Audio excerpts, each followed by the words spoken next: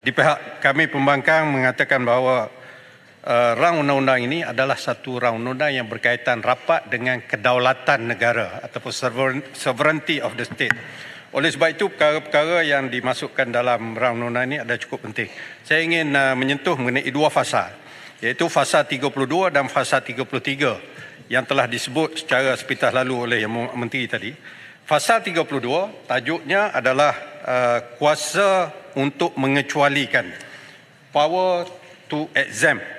Manakala fasa 33 kuasa untuk membuat peraturan. Ya. Saya ingin mendapat penjelasan daripada pihak kerajaan mengenai kedua-dua fasal ini yang dengan jelasnya menyatakan bahawa kuasa untuk mengecualikan dan juga kuasa untuk membuat peraturan diberikan kepada Perdana Menteri, full stop. Bukan Perdana Menteri dalam Majlis Kekebalan Negara Asing. Bukan, Perdana Menteri. Jadi dalam hal ini, saya merasakan bahawa ianya agak berbeza dengan undang-undang di negara-negara lain yang terlebih awal dibuat daripada kita di Malaysia. Saya ambil contoh United Kingdom. Ya. Ini adalah State Immunity Act 1978 dalam Part 1, Proceedings in United Kingdom by or against other state. Saya nak menyebut Section 15. Ya. Tajuknya adalah Restriction and Extension of Immunities and Privileges. Dengan izin, saya ingin baca. 15.1. If it appears to Her Majesty that the immunities and privileges conferred by this part of this Act in relation to any state, exceed those according dan sebagainya. Yang penting di sini, Her Majesty may by order in council provide for restricting or as case may be extending those immunities. Itu yang pertama. Maknanya yang mempunyai kuasa di United Kingdom dalam hal yang berkaitan dengan restriction and extension ini adalah Her Majesty ataupun Queen itu sendiri. Yang kedua, saya ingin merujuk pada authority daripada Australia, ya, sebuah negara Commonwealth juga. Undang-undangnya bernama Foreign States Immunities Act 1985, Section 42. Tajuknya Restrictions and Extensions of Immunities and Privileges General. Subsection 1. Where the minister is satisfied that an immunity or privilege conferred by this act in relation to a foreign state is not accorded by the law of foreign state in relation to Australia, the Governor General, not the Prime Minister, the Governor General may make regulation modifying the operation of this act with respect to those immunities and privileges in relation to the foreign state. And subsection 2 pun menyebutkan perkara yang sama, the Governor General. Maknanya bukan Prime Minister. Yang ketiga, Singapore. Statutnya yang berbunyi Statute of the Republic of Singapore, State Immunity Act 1979, Section 17, bertajuk Restriction and Extension of Immunities and Privileges. If it appears to the President, not the Prime Minister, the President, that the immunities and privileges conferred by Part 2 in relation to any state exceed those accorded by law of the state, the President may, by order, the President, not even President in Council, the President may, by order, provide for restricting or extending those immunities and privileges to such extent as appears to the President to be appropriate. Persoalan saya, Fasal 32 dan 33, walau apa pun penjelasan daripada Yang Berhormat Menteri, menunjukkan bahawa ini adalah, kalau tidak absolute power, very wide power given to the Prime Minister, kepada Perdana Menteri. Sedangkan dalam undang-undang di negara lain diberikan kepada Her Majesty ataupun Governor General dan juga President of the State, Head of the State. Jadi persoalannya, kenapa dalam undang-undang kita ini Perdana Menteri diberikan kuasa begini, tidak yang di-Pertuan Agong. Sepatutnya Head of the State mempunyai kuasa untuk membuat peraturan dan juga mengecualikan perkara ini. Jadi kami di pihak pembangkang minta satu kejelasan clarity dalam perkara ini. Terima kasih. Okay. Yang Berhormat Kota Baru mengatakan tentang kuasa Perdana Menteri ini tak disebut dia seorang, tidak. Sudah tentu bacaannya akan bersama, kerana kalau kita tengok Akta Majlis Keselamatan Negara, saya tengok Akta MKN, bila kita sebut, kita tak boleh lari bahawa Akta MKN, Majlis Keselamatan Negara, ialah Majlis Keselamatan Negara. Kalau kita tengok di segi tafsiran preamble MKN, MKN ini akta sebenarnya, Tuan Yang di-Pertua, adalah akta ibu kepada isu semua keselamatan negara kita. Semua isu. Satu akta untuk mengadakan peruntukan bagi penubuhan Majlis Keselamatan Negara, perisytiharan kawasan keselamatan, kuasa khas pasukan keselamatan di dalam kawasan keselamatan dan perkara lain berhubung dengan dia. Jadi jaminan dalam Akta Keselamatan Negara kita ialah kita tidak boleh lari daripada Seksyen 4 fungsi MKN. Apa tu fungsi MKN? Majlis hendaklah mempunyai fungsi yang berikut. 4A. Yang Berhormat di sini ramai pernah jadi menteri, tahu. Untuk merumus dasar dan langkah strategik mengenai keselamatan negara, termasuklah isu kedaulatan. Termasuklah kedaulatan, integriti wilayah, pertahanan, kestabilan sosial politik, kestabilan ekonomi, sumber strategik perpaduan negara dan kepentingan lain yang berhubungan dengan keselamatan negara. Memantau dan melaksanakan dasar dan langkah strategik untuk memberi nasihat mengenai persediaan kawasan keselamatan dan Speaker, untuk melaksanakan... Menteri ini tak jawab kehendak kita. Yang Berhormat, saya nak jawab. Jadi melaluk je. Yang Berhormat, apa pula melaluk? Takkanlah nak jawab pun. Yang Berhormat, kalau ya pun, bagilah saya peluang untuk terangkan. Saya nak berlaku adil kepada yang lain untuk faham. Kita nak nama agung Yang Berhormat tak saja. mesti semua yang Berhormat cakap tu yang lain pun faham. Biarlah saya terang daripada peranan kerajaan. Jadi yang saya nak terang di sini ialah Akta Keselamatan MKN ialah tentang kedaulatan.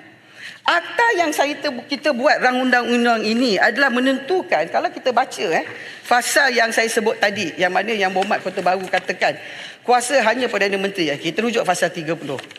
Kemudian kita rujuk fasa 32 dan kita rujuk fasa 33. Jika Perdana Menteri berpuas hati, ini 30, bahawa Malaysia tidak menerima dalam mana-mana negara asing apa-apa kekebalan yang bersama dengan diberikan oleh Malaysia di bawah akta ini, Perdana Menteri boleh melalui perintah yang disiarkan dalam warta menarik balik semua atau mana-mana kekebalan di bawah akta ini terhadap negara asing tersebut. Hanya negara asing. Kemudian kuasa untuk mengecualikan, Perdana Menteri boleh melalui perintah dalam warta mengecualikan mana-mana negara asing daripada mana-mana peruntukan akta ini tertakluk pada syarat atau sekatan yang difikirkan perlu atau sesuai. 33, kuasa untuk membuat peraturan. Perdana Menteri boleh membuat peraturan sebagaimana yang sesuai manfaat atau perlu bagi memberikan kuasa sepenuhnya atau melaksanakan peruntukan akta ini dengan baik. Tanpa menjejaskan keluasan kuasa yang diberikan oleh subsection, Perdana Menteri boleh membuat peraturan-peraturan sedemikian. Maknanya, Tuan Yang di-Pertua, bila kita tengok tentang perkara di bawah 30, 32 dan 33, kita baca sekali dalam taksiran negara asing, ia hanya menyebut tentang pemakaian bagi negara asing. Dia tidak memakai kepada apa yang disebut dalam kategori definisikan tentang ketua negara asing. Maknanya ketua kerajaan tidak terpakai. Seorang yang mengetahui kabinet atau mana-mana badan serupa. Ketua negara tidak terpakai. Yang terpakai ialah negara asing, iaitu satu jabatan pelbagai organ kerajaan negara asing, satu unit keanggotaan persekutuan negara asing, agensi, badan dan entiti lain dan negara asing. Jadi sebelum sini adanya undang-undang ataupun prosedur di bawah Kementerian Luar. Hari ini kita mempunyai beberapa menteri di bawah jawatan kuasa majlis yang disebut. Tentang apa yang kita kena baca bersama, Tuan Yang di-Pertua, ialah tentang daripada bidang kuasa Mahkamah Malaysia. Tidak ada langsung di dalam rang undang-undang ini disebut isu kedaulatan negara. Tak ada. Sekejap, saya nak tegangkan kepada yang semua dalam Dewan. Tidak menyentuh kedaulatan. Kedaulatan di bawah Akta MKN. Akta MKN adalah akta yang segala ibu tentang kedaulatan negara, keselamatan negara. Ini tentang imuniti dalam Mahkamah Malaysia supaya kita dapat imuniti dalam mahkamah asing.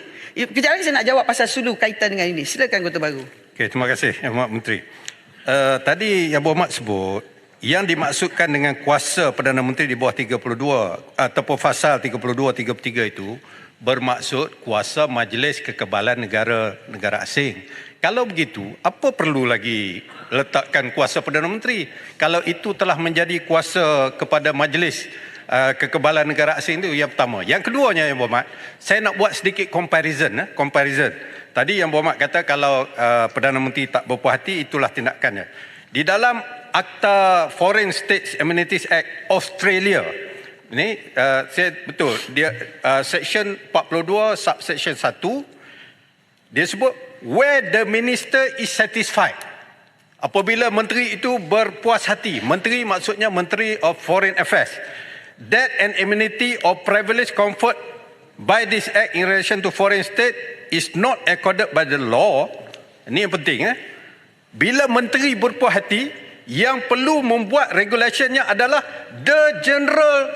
Governor General, not the Prime Minister. Jadi dalam kes kita ni, bila Perdana Menteri atau Majlis tak puas hati, Perdana Menteri yang membuat pengecualian dan juga peraturan. Itu bezanya.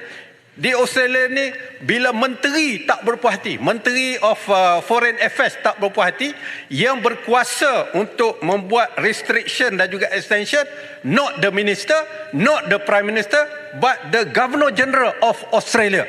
Kenapa tidak di Malaysia ini, bila Perdana Menteri berpuas hati bahawa negara-negara itu telah melanggar peraturan yang kita tetapkan, yang di-Pertuan Agong boleh membuat apa-apa restriction dan juga extension. Itu maksud saya. Kenapa Perdana Menteri tidak yang di-Pertuan Agong, tidak head of the state sebagaimana dalam negara-negara lain? Terima kasih. Saya bagi 5 minit lagi untuk selesaikan semua. Yang Berhormat Kota Baru. Boleh saya tanya berkenaan apa yang dibangkitkan oleh Kota Baru? Terima kasih. Saya nak tanya berkenaan dengan isu dengan apa yang dibangkitkan undang-undang di Australia tersebut, di mana Governor General itu yang membuat regulation seperti yang dinyatakan oleh Kota Baru tadi. Tapi adakah Governor General itu membuat regulation itu berdasarkan apa yang diputuskan oleh Menteri? Oleh kerana sekiranya itu adalah keadaannya, maka Governor General itu acts on advice of the Menteri dan bukannya membuat keputusan secara sendiri, betul? Jadi itu adalah keputusan Menteri. Betul. Ya, bukannya Governor General. Tapi dalam kes kita, bila Perdana Menteri berpuas hati, yang di-Pertuan Agong membuat satu-satu regulation on the advice of the cabinet. Boleh saja. Tapi kini tidak ada peranan head of the state. That is my question.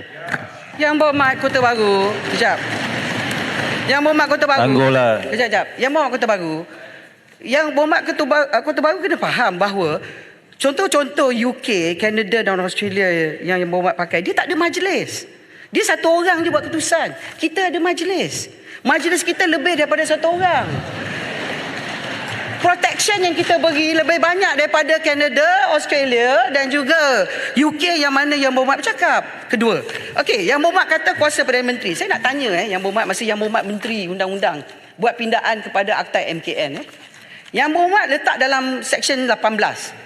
Dalam kawasan keselamatan yang di Pertuan Agong.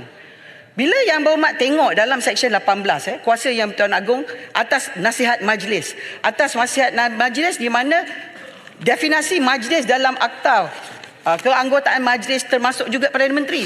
Dan kalau kita tengok dalam Akta MKN, pelantikan ketua pengarah MKN juga daripada Perdana Menteri. Jadi Yang Berhormat tak boleh mengatakan bahawa dalam isu mendapat kekebalan di Mahkamah Malaysia, kita kena memanggil Duli Yang Maha Mulia tu kita kena memanggilkan apa yang wujudnya kuasa di bawah perlembagaan, sebab kita dah bentangkan dalam majlis gaji-gaja, terangkan pada gaji-gaja tentang apa yang diwujudkan, iaitu undang-undang prosedural.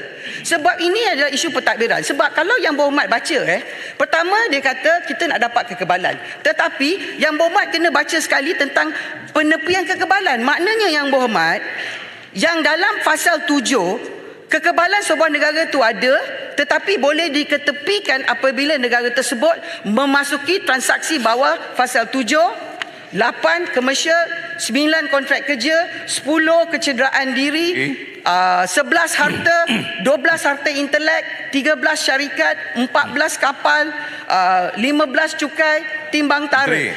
Jadi Yang Berhormat, saya dah terangkan bahawa keputusan kita ialah lebih daripada satu orang, iaitu majlis. Bacaan bersama akta. Saya dah jawab Puan Ketua. Tuan Ketua, saya terima kasihlah penerangan Yang Berhormat Menteri ini luas, jelas. Cuma yang kita minta hanyalah satu pasal, power to exempt itu saja, yang kita mahu supaya ada check and balance. Itu saja. Saya tak mahu mempersoalkan sama ada akta MKN ke, akta mana sekalipun. Yang penting hari ini adalah kerana kita nak memastikan ada check and balance bila nak bagi exam kepada orang luar. Bila kita nak bagi exam, dia jelas di sini. Hari ini, kalau kita tengokkan cases yang judgement yang dibuat dalam negara kita ni based on undang-undang yang ada ni, sampaikan parents pun dia question. Parents tu apa? Apakah ibu atau bapa atau kedua-dua sekali? Itu pun telah dipersoalkan. Kalau itu telah menjadi sesuatu dalam negara kita, saya inginkan supaya akta ini jelas. Bahawa bila ada akta ini, power to exempt is the Prime Minister who give you the exemption. Bukan majlis. Sebab itu nanti dipersoalkan lagi. Kita tidak mahu perkara yang boleh menyebabkan sesuatu perkara untuk negara, kedaulatan negara itu dipersoalkan lain kali. Sebabnya Yang Berhormat, saya nak jelaskan di sini. Contoh, kalau seorang Perdana Menteri, bukan Perdana Menteri yang ada ni, saya percaya, yakin Yang Amat Berhormat Tambun tidak akan melakukan sesuatu yang boleh merosakkan kedaulatan negara. Itu kita sokong. Sebab itu bukan kita tak nak sokong. Kita nak sokong, cuma nak tambah kebaikan. Ini Yang Berhormat yang sebelah sana yang dulu ramai kawan-kawan saya nak jelaskan. Kalau berlakulah, saya nak guna seorang Perdana Menteri yang akan ada perkara-perkara yang boleh menyebabkan the superpower picit dia. Picit lah. Yang Berhormat, bulan puasa ni picit apa Yang Berhormat? Squeeze Yang Berhormat. Jadi sebab itu nanti Cik kuih lah. dengan power yang ada di sini, power to exempt ini menyebabkan dia boleh menggunakan kuasa ini. Yang Berhormat sana akan bertanggungjawab. Di masa depan nanti Yang Berhormat pengerang sendiri yang mempertahankan dan semua absolute power corrupt absolutely. Maknanya masa depan pengerang akan kena menyebabkan lah. sesuatu yang dipertanggungjawabkan oleh anak cucu masa depan kita nanti. Yang Berhormat Menteri sila gulung. Yang Berhormat Kota Baru dengan Yang Berhormat Larut pernah jadi Menteri Kabinet. Berapa banyak jawatan kuasa dipengusikan oleh Perdana Menteri. Dan Yang Berhormat tak ada masalah. Betul, tak apa. Check and balance. Saya tak cakap bab itu. Yalah saya jawab. Saya nak cakap check and balance satu saja pasal ini. Yang Berhormat, betul. Ni cara saya nak jawab. Saya don't question. Saya nak bagi analogi. Yang Berhormat tak boleh lah main moving the goalpost all the time. Yang Berhormat, macam inilah. Yang Berhormat cakap pasal kedaulatan. Kota Baru cakap pasal kedaulatan. Saya kata kedaulatan tak ada dalam isu ni. Kedaulatan dalam akta MKN. Saya tak cakap pasal kedaulatan yang boleh mengakibatkan kedaulatan. Kekebalan, dasar kekebalan Yang Berhormat ialah reciprocity. Kalau dia tarik kebal kita di negara asing, kita tarik kebal dia di sini. Itu saja yang kita minta. Bukan kita nak cakap pasal kedaulatan. Yang Berhormat tak betul lah. Yang Berhormat baca sikit-sikit. Baca daripada mula. Ini masalah dengan Yang Berhormat. Yang Berhormat nak menunjukkan seolah-olah kerajaan tidak bertanggungjawab. Saya terangkan, banding negara lain kita ada majlis, negara lain tak ada majlis. Yang Berhormat cakap pasal kedaulatan, ada akta MKN. Ini bukan pindaan kepada akta MKN. Yang Berhormat Menteri, ini ialah berkenaan dengan immunity. Kami di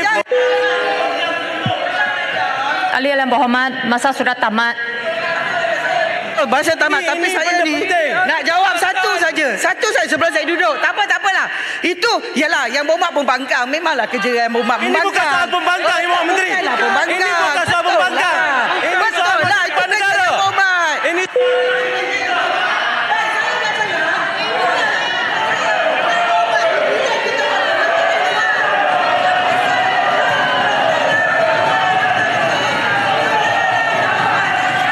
Ahli-ahli Yang Berhormat, sila duduk semua.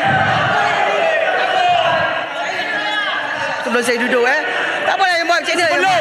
Yang Berhormat Menteri bagi taklimat 2 jam sebelum. Saya berpuasa, Yang Berhormat berpuasa. Ini bukan jadi sabarlah. Negara. Biarlah uji Yang Berhormat. Apa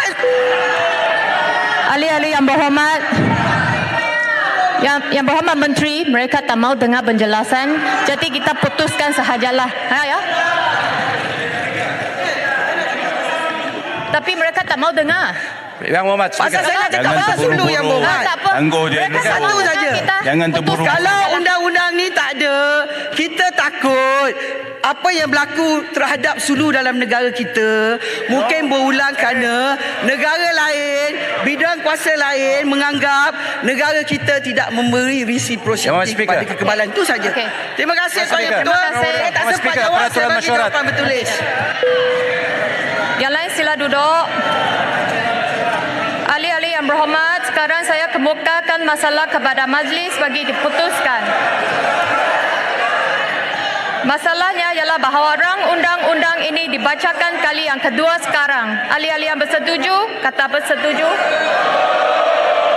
Yang tidak bersetuju, kata tidak. Lebih suara yang bersetuju. Rang undang-undang ini dibacakan kali yang kedua sekarang.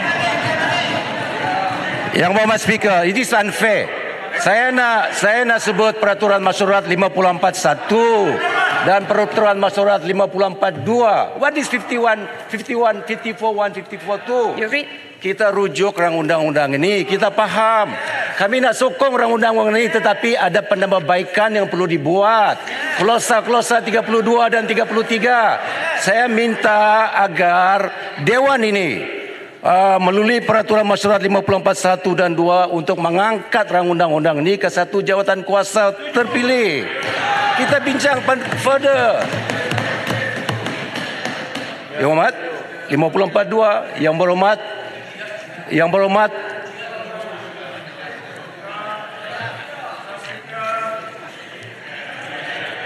usul ini Yang Berhormat hendaklah kemukakan kepada masyarakat. Ya. Yang Berhormat Peluran, Dewan telah setuju, maka setuju. Bagi skrip nombor 15. No. I asked you just now. You are terribly. Saya bangun lebih awal. Sudah You putus bulldoze lah, the sudah process. You bulldoze the process. Saya bangun lebih awal. Yang Berhormat Nobody bulldoze. You bulldoze the process, yeah. This is Yang the Berhormat boleh problem. buat usul. Peraturan I said mesyuarat 51, 4, 54, 1, 54, 2. Yang Berhormat buat usul selepas ini. Tak boleh. SUDR advise the speaker, SUDR. 54.2 Yang Berhormat Speaker mesti kemukakan usul itu kepada Dewan. Sudah diputuskan lah. Masuk TikTok, Kita sudah masuk undi. You have to usul tanpa notis. Dewan sudah bersetuju, jadi sila duduk. Kalau tidak puas hati, buat usul. Bulldoze. Biar rekod dalam Dewan ini that you bulldoze the process. Nobody bulldoze it. Nobody bulldoze. Dalam jawatan kuasa. I was there before. Pembangkang yang dulu duduk dekat sini gunakan 54.1 dan 2 dan kita bagi ruang Majlis dalam untuk jawatan kuasa. diangkat rang undang-undang ke jawatan kuasa. Rang undang-undang You're penambahan wrong. sewaktu akta untuk mengadakan peruntukan bagi kekebalan negara asing dan harta ketua negara dan ketua kerajaan negara asing daripada bidang kuasa Malaysia, hal keadaan bagi pengenepian kekebalan, had kekebalan, penubuhan majlis kekebalan negara asing, penarikan balik kekebalan apabila tiada layanan salinan dan untuk mengadakan peruntukan bagi perkara lain yang berkaitan dengannya. Pasal 1 hingga 33.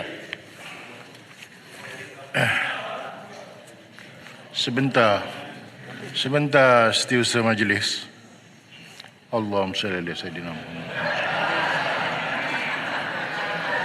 Setiausaha SDR, sebentar. Tuan Ketua.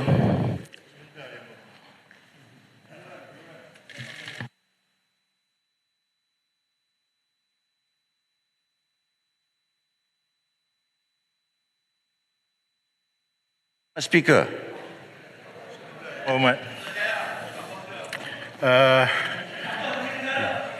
Ahli yang berhormat, let hold the horse. Let us stop dengan izin the ruckus. Let us back to order. Right. Yang nak bangkit peraturan tadi, yang berhormat Beluran, silakan. Yang Berhormat Speaker, 54.1 dan 54.2. Apabila ada usul begini, dia harus diambil terima oleh Yang Berhormat Speaker. Saya bangun lebih awal sebelum diputuskan bacaan kali yang kedua. Saya bangun lebih awal. tetapi saya tidak dibagi ruang oleh Yang Amat Speaker. What is 54.1? Satu orang undang-undang boleh diserahkan kepada satu majlis, satu jawatan kuasa pilihan sebelum bacaan kali kedua. I did that. 54.2, setelah dibacakan rang undang-undang, maka rang undang-undang itu akan terserah kepada jawatan kuasa sesebuah majlis, kecuali jika majlis mengeluarkan usul. Usul ini tidak berkehendakan dikeluarkan pemberitahu dan mestilah dibuat sebaik saja dibacakan rang undang-undang itu bagi bacaan kali kedua dan boleh dicadangkan oleh mana-mana ahli, dan masalah itu harus dikemukakan segera kepada masyarakat. Kita pernah buat ini, saya pernah duduk sana dan Seri, Yang Berhormat, bila ada usul 54.1, 54.2, kita akan layan usul ini. Yang sebelah sana ini duduk, sebelah sini duduk. Kalau usul saya ini tidak diterima secara majoriti, fine. Tetapi you cannot deprive me of 54.1 and 54.2 sebelum bacaan kali kedua. Saya minta agar rang undang-undang itu bukan kita nak tolak, tetapi kita tambah baik, perluaskan, dan kita bawa ke satu jawatan kuasa pilihan. That's it. Dibolehkan melalui peraturan masyarakat. Tetapi speaker memilih untuk tidak mendengar, seolah-olah saya tidak wujud berdiri di sini. Yalah, saya tahu saya badan kecil, tak nampak. Tetapi hak saya di bawah peraturan 54.1 dan 54.2, Yang Berhormat. I want to record that, bahawa my hak di bawah peraturan 54.1 dan 2 di-deprive oleh speaker sebentar tadi. Baik, Yang Mohamed Beran, forgive me just now. Dengan izin, I was consulting with SCDR concerning the aturan majlis. So, kita balik kepada apa yang dibangkitkan oleh Yang Mohamed Beran. Number one, make it clear. Apa yang telah berlaku tadi bukan di depan saya. Satu. Nombor dua, decision has already been made oleh speaker sebelum saya. Jadi the remedy to all this, let us be candid about it, and accordingly to the rules, it is advisable. Yang Berhormat Duran pun biasa duduk di sini. So perkara 43, we are very familiar with it. 99 is very familiar. 99A is 2 plus 100. What I would suggest is this, that Yang Berhormat Beran usulkan supaya, nanti bagi saya selesai dulu, supaya whatever predicament atau whatever has been uttered by Yang Berhormat dalam Dewan ini, is everything recorded. I realize that that's very good. Dan in sense that apa yang kita bercakap dalam ni is recorded dan it is an evidence wise. So I would suggest strongly that Yang Berhormat Beluran usulkan. Saya hormat keputusan Yang Berhormat. Tetapi untuk rekod Yang Berhormat, perkara yang dirujuk kepada 43 mengkaji keputusan speaker, dia tidak boleh dibuat dalam kes ini. Kerana ini merupakan satu keputusan yang telah dibuat. Tetapi saya bangun sebelum keputusan ini dibuat. So you cannot review keputusan speaker. Bukan keputusan speaker. House telah membuat keputusan. Tetapi sebelum the House, Dewan ini membuat keputusan, saya bangun. I was deprived of that. In fact, saya dah menghantar nota kepada SUDR to remind the speaker. I don't know, she choose not to ignore my peraturan masyarakat. Dan kalau saya kaji pun keputusan speaker tadi melalui peraturan masyarakat 43, dia tidak akan merubah keadaan kerana keputusan telah dibuat dalam Dewan.